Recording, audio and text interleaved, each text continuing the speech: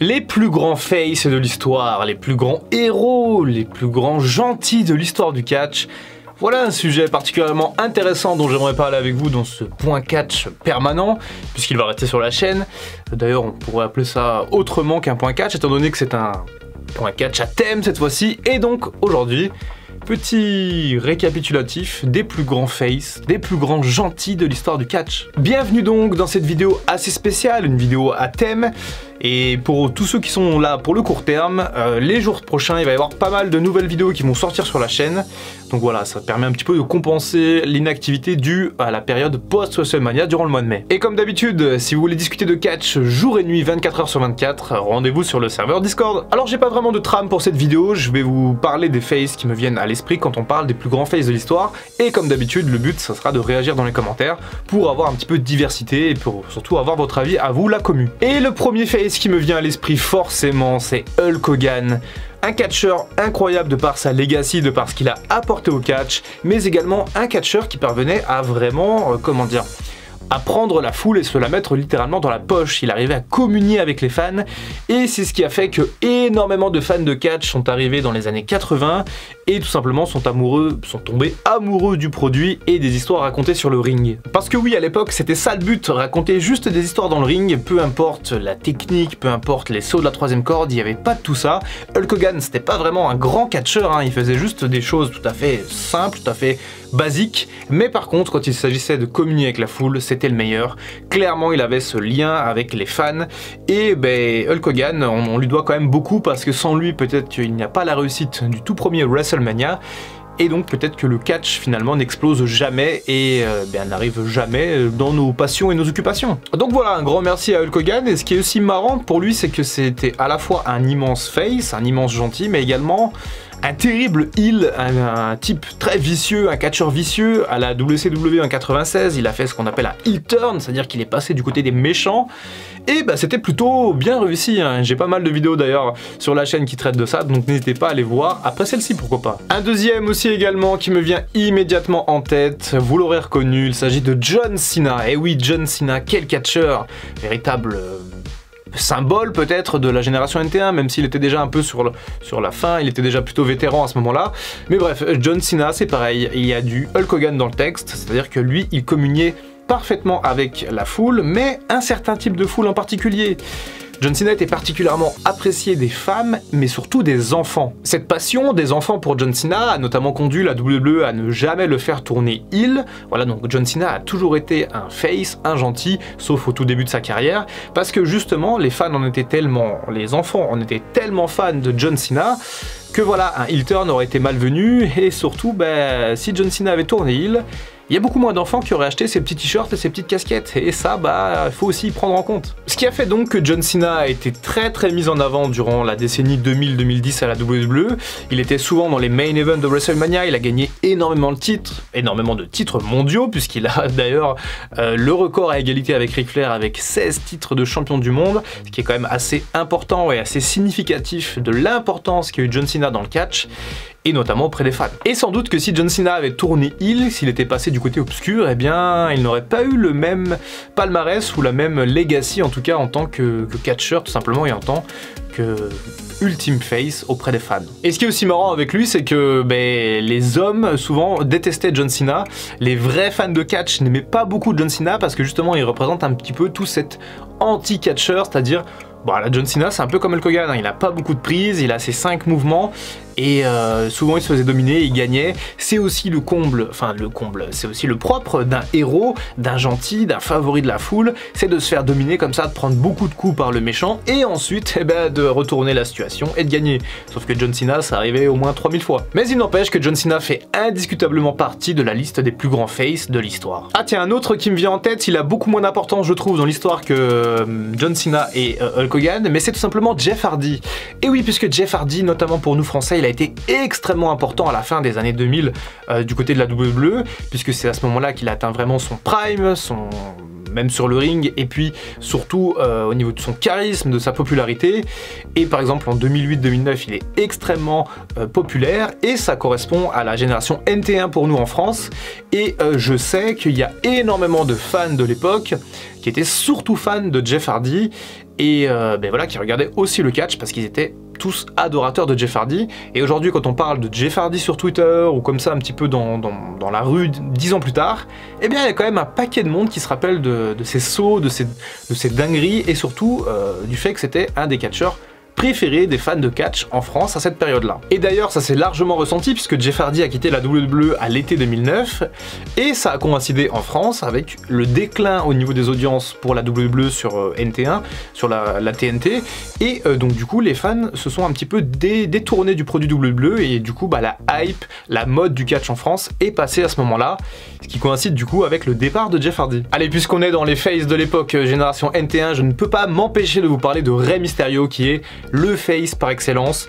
Rey Mysterio, je crois, n'a jamais été heel de son histoire, peut-être un petit peu à la WCW il y a très longtemps, il y a 25 ans, mais à la WWE, je crois pas qu'il était heel. C'est un des rares catcheurs connu et plutôt légendaire qui n'a jamais tourné heel ou qui n'a jamais été heel carrément dans sa carrière. Je crois qu'il y a Ricky Steamboat aussi dans un cas de figure similaire. Mais voilà, Rey Mysterio, c'est également le catcheur des jeunes et des fans, enfin des jeunes fans, puisque voilà, le masque, le sourire aussi, Rey Mysterio, il a ça, il a le fait aussi qu'on voit pas son visage, c'est aussi le stéréotype entre guillemets du catcheur avec le masque, voilà, d'origine mexicaine.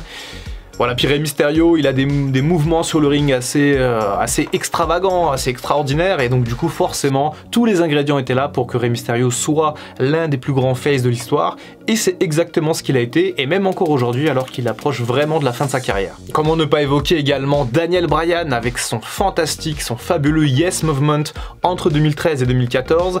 C'est l'un des mouvements qui a le plus marqué les fans dans cette dernière décennie-là, donc à savoir entre 2010 et 2020. Tellement voilà, il y avait une histoire incroyable bâtie autour de Daniel Bryan, l'ultime underdog, celui qui n'aurait jamais dû avoir de titres mondiaux, qui n'aurait jamais dû être champion du monde. Et finalement, l'abnégation, mais aussi le talent de Daniel Bryan, attention, puisque avant d'être à la WWE, c'était un catcheur très reconnu dans le circuit indépendant. Il se faisait appeler le meilleur au monde parce qu'il était excellent sur le ring. À la WWE, ça a été un petit peu compliqué son départ, puisque voilà, il a fallu s'acclimater au changement. Et ensuite, donc, on a eu ce Yes Movement sorti un petit peu de nulle part à la base, et qui a explosé. Le Yes Movement est parti des fans un peu plus connaisseurs, des fans un peu plus hardcore, qui étaient déçus de voir l'utilisation de Daniel Bryan. Puis c'est arrivé aussi aux fans un petit peu plus basiques, qui regardent le catch comme un divertissement, qui se sont pris au jeu. La WWE a très bien scénarisé ça, jusqu'au pinacle WrestleMania 30, et ce triple menace dans le main event de WrestleMania entre Batista, Randy Orton et Daniel Bryan. Et ce moment fabuleux où le Yes Movement a triomphé de l'autorité, et où Daniel Bryan a remporté le titre de champion du monde dans une émotion quand même assez incroyable. Dans un cas de figure un peu similaire, on a eu également Kofi Kingston de manière un peu plus récente, qui est donc la Kofi Mania, qui est arrivée donc du coup aux alentours de WrestleMania 35. Voilà, on a senti que les fans étaient derrière Kofi, la WWE a tenté des choses, elle a jaugé, elle a évalué un petit peu le potentiel qu'avait Kofi Kingston pour être un champion, pour être un main eventer, parce qu'il était question de ça. Et effectivement, ça s'est plutôt bien passé pour Kofi Kingston, qui a su fédérer la foule. La Kofi Mania est née pour WrestleMania 35, et Kofi Kingston a affronté le champion de l'époque de la WWE, qui était heel pour le coup, et c'était Daniel Bryan. Donc comme quoi, on s'y retrouve. Et Kofi Kingston a gagné à WrestleMania, c'était magnifique, beaucoup d'émotions. Pareil, Kofi Kingston, ça faisait 10 ans qu'il était à la WWE, il avait quasiment uniquement été en tag team, en équipe avec le New Day, ou avec d'autres avant, ou dans des petites rivalités de milieu de carte, voilà, pour le titre intercontinental, le titre US. Et bien pour Kofi Kingston, ça a été également l'avènement, et ça en a fait vraiment l'un des plus grands faces, je pense, de l'histoire. Même si ça reste encore frais, je pense que Kofi Kingston sera remémoré comme étant l'un des plus grands gentils de l'histoire du catch, et notamment de la WWE. Allez, j'ai envie de remonter un petit peu dans le temps, au niveau des anciennes gloires comme ça, donc on a forcément André le Géant qui était le face par excellence dans les années 70-80, c'était le porte-étendard un petit peu du catch, c'était le grand gentil, le géant gentil, et il communiait énormément avec la foule. André le Géant, il avait vraiment cette faculté à être proche des fans, et bien après malheureusement pour lui, il était victime de l'acromégalie, et cette maladie a commencé à prendre le dessus sur lui, il pouvait moins bien catcher, et donc la WWE a décidé de faire un passement de flambeau avec Hulk Hogan dans les années 80, au milieu des années 80, et ça a d'ailleurs mené à ce combat épique à WrestleMania 3 entre Hulk Hogan donc du coup, et André le Géant qui était au passage devenu le grand méchant. Une belle reconversion quand même en fin de carrière pour André le Géant, mais il faut pas oublier que ça a été l'un des plus grands faces de l'histoire.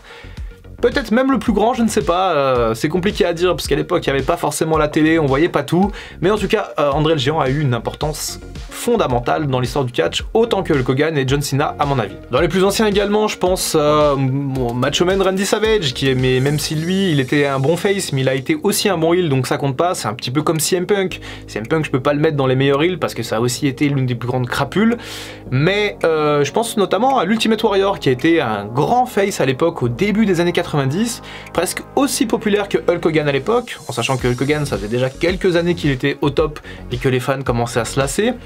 L'Ultimate Warrior a représenté ce nouveau face très dynamique, très bon, et beaucoup de fans se sont retrouvés en lui, beaucoup d'enfants ont adoré l'Ultimate Warrior. Malheureusement pour lui, pour le Warrior, ça a été un peu plus compliqué sa carrière, elle a été assez courte, il a eu beaucoup de problèmes personnels avec Vince McMahon au niveau des salaires, enfin, il voulait être payé autant que Hulk Hogan, mais Vince McMahon ne voulait pas le payer autant qu'Hogan, donc ce qui fait que les relations n'ont pas toujours été au beau fixe avec Vince McMahon, et qu'au final sa carrière a été, je pense, un petit peu gâchée. Allez, encore deux faces, je pense, à vous donner, et peut-être mon préféré de tous, Eddie Guerrero. Eddie Guerrero, bon, c'est un peu comme CM Punk, il était très bon en heel et très bon en face, mais quel face ça a été. Si je mets pas CM Punk d'ailleurs, c'est parce que je trouve qu'il a été peut-être meilleur heel que face, donc voilà pourquoi je le mets pas, et pourquoi je mets par exemple Hulk Hogan qui a été aussi un heel. Mais je trouve que Hulk Hogan a été un meilleur face, et Eddie Guerrero c'est pareil, je trouve qu'il a été un meilleur gentil qu'un meilleur méchant, même si encore une fois son run de 2005 en tant que méchant était fantastique. Bref, Eddie Guerrero est donc un catcheur fantastique, très charismatique, malheureusement décédé en 2005, parti trop tôt à 38 ans. Mon premier catcheur préféré, Eddie Guerrero, peut-être celui qui m'a le plus marqué dans l'histoire, c'est celui que j'ai vu en premier, moi, de mes petits yeux d'enfant, qui m'a fait rêver en battant Brock Lesnar à No Way Out 2004, et auquel je me suis tout de suite attaché. Et forcément, je suis obligé de vous parler d'Eddie Guerrero parce que voilà, quel face c'était durant... Il a pas été longtemps face, Eddie Guerrero, il a plus souvent été heel que face durant sa carrière, il était excellent dans l'arrogance. Mais voilà, son run au début des années 2000 était totalement fantastique et Eddie Guerrero devait faire partie de cette liste de prestige. Et puis de toute façon, c'est moi qui décide. Allez, je vais vous en donner un dernier et je vais essayer de voir un petit peu parmi les nouveaux, les récents, et il y en a un qui me vient en tête, même si bon, il est toujours en cours de carrière et que rien n'est fait pour l'instant.